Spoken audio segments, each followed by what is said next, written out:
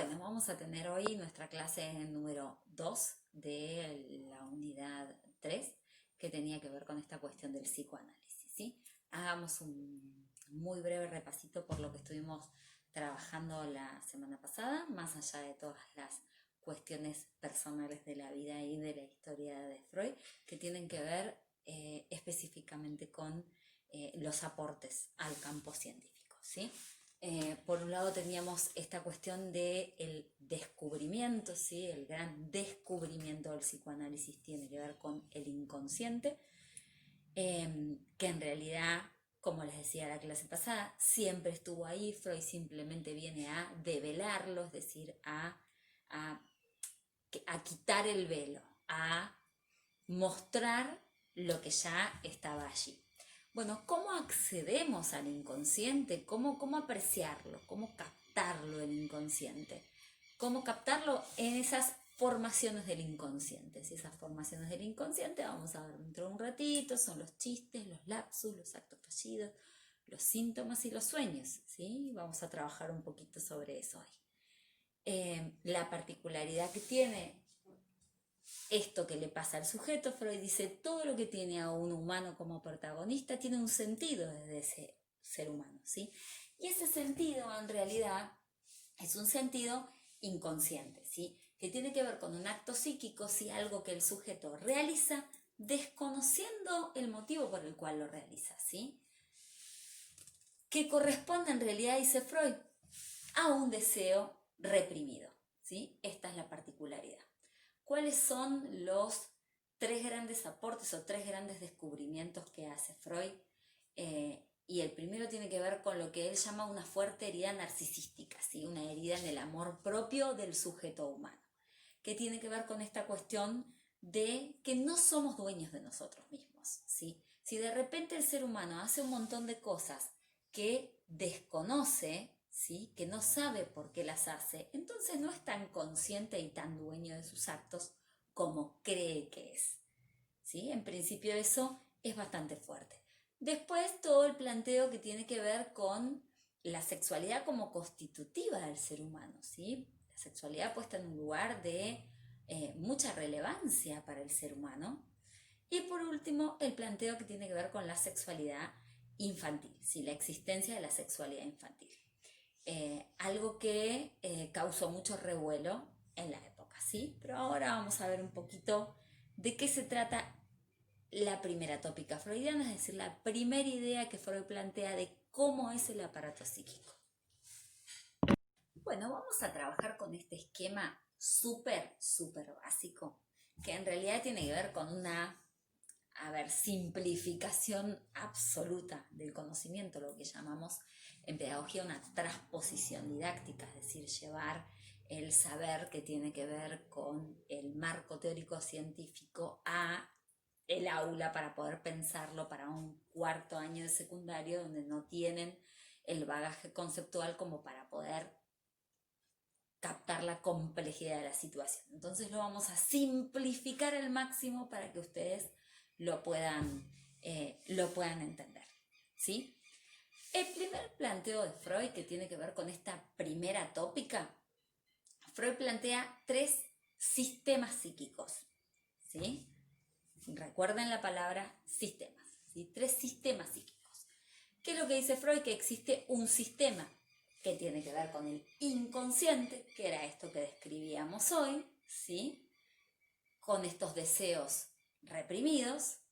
Un sistema que tiene que ver con la preconciencia, o que llamamos sistema preconsciente, y el sistema de la conciencia, ¿sí? El sistema de la conciencia, dice Freud, es el que está en contacto en realidad con la realidad externa, ¿sí? Con lo que pasa afuera del sujeto.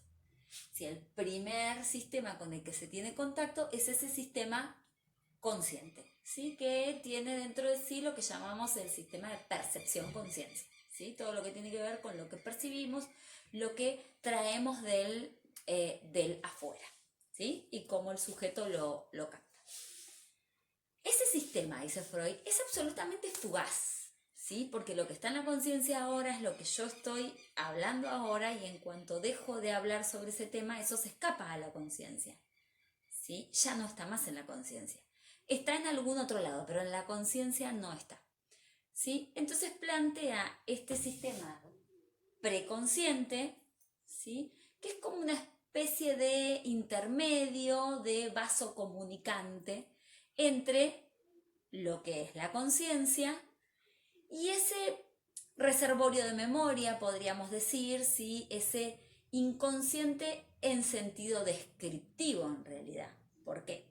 Porque es inconsciente porque no está en la conciencia, pero no es inconsciente del todo, porque no es el inconsciente de los deseos reprimidos, ¿sí? ¿Por qué? Porque yo puedo hacer que lo que está en ese preconsciente pase sin ningún problema a la conciencia. Y acá tenemos la cuestión de la censura, ¿sí? Freud dice que entre cada uno de los sistemas hay una muralla de censura, ¿sí? Pero esa muralla de censura no es igual entre el inconsciente y el preconsciente y entre el preconsciente y la conciencia, ¿sí? Ahora vamos a ver que la separación entre el preconsciente y la conciencia es muy débil y esto hace que la información pueda de alguna manera salir sin ningún inconveniente, ¿sí? Si yo les pregunto a ustedes qué cenaron anoche, hacen un esfuercito y se acuerdan. Si yo les pregunto a ustedes qué almorzaron el domingo, seguramente hagan un esfuercito de conciencia y traten de acordarse, ¿sí? ¿Qué ocurre con esto? Que si yo les pregunto qué comieron el 3 de mayo de 2015, a no ser que ese día haya sido algo muy importante para alguno de ustedes, que tiene que ver con algún cumpleaños, con alguna celebración o con alguna pérdida, difícilmente registren esa fecha específica, ¿sí? No podemos tener tantos datos. Entonces, la información que está en el preconsciente tiene que ver con esta posibilidad de volver a la conciencia sin ningún problema. En cambio, aquello que está en el inconsciente, que sí tiene que ver con una barrera de censura muy grande, ¿sí? Esta censura es muy fuerte, no permite que eso que está en el inconsciente, que tiene que ver con los deseos reprimidos, acceda a la conciencia, ¿sí? Sin embargo, como aquello que está en el inconsciente, esos deseos reprimidos, en realidad pugnan por salir, ¿sí? De hecho, vamos a hablar de lo que pasa en el ser humano, en el sujeto, como retorno de lo reprimido, ¿sí? Que nos vamos a dedicar a trabajar sobre eso la clase que viene, que vamos a trabajar sobre un síntoma en específico, ¿sí? Esto que tiene que ver con lo que está en el inconsciente está pugnando por salir de ahí. Pero si la censura es muy fuerte, ¿cómo va a salir de ahí? Sale, pero sale de forma disfrazada, dice Freud. Sale haciendo determinados rodeos. Sale entonces del inconsciente de una manera muy particular que Freud llama formaciones del inconsciente. Esas formaciones del inconsciente no son otra cosa, dice Freud, que el chiste, por ejemplo, ¿sí? El acto fallido. El chiste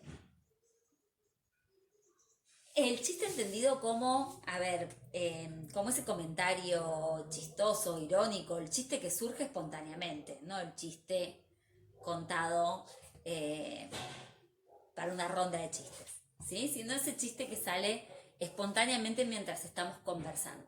Que dice Freud, el chiste revela algo del inconsciente. En realidad, desde el chiste se dice una verdad que se querría decir de otra manera, pero no se puede decir de otra manera, entonces se dice a partir del chiste. En el comentario irónico pasa exactamente lo mismo. Otra manifestación tiene que ver con el acto fallido, que es esto de decir algo que no quería decir, pero lo dije, ¿sí? Cambiar un nombre por otro, decir una cosa por otra. la particularidad que tiene, que a veces puede no ser una palabra, sino ser toda una idea, y ahí estamos en presencia de lo que llamamos lapsus, ¿sí? Donde explayo toda una idea y después de que terminé de decirla me doy cuenta que me tendría que haber quedado callado y siento esa sensación de trágame tierra. Bueno, a veces pasa. Además de esto tenemos los síntomas, ¿sí? Que es la manifestación del inconsciente, la formación del inconsciente, que vamos a trabajar la clase que viene. Y además del síntoma tenemos los sueños, ¿sí?